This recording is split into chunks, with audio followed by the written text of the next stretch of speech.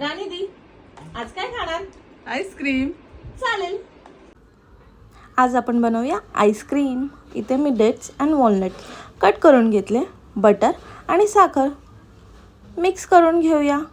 त्यांना पूर्ण विस्प झाल्यानंतर थोडंसं टाकूयात दही. दही पण एकदम मिक्स हां. आणि त्यानंतर मैदा आणि बेकिंग सोडा टाकायचा आहे. मैदा आणि बेकिंग सोडा मी 2 टेबलस्पून साईडलाही काढले. ते दाखवते का.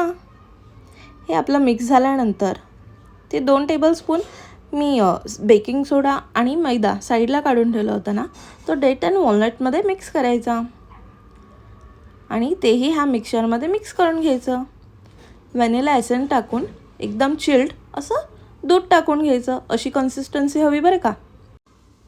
एका भांड्याला आपण बटर आणि थोडासा मैदा चिडकून घ्यायचा. ते मिक्सर टाकून थोडेसे केळी टाकून घ्यायची आणि चौको चिप्स पण बरं का. एअर फ्रायरला 40 मिनटं टायमिंग सेट करून रेडी केला. राणी दी, हे घे.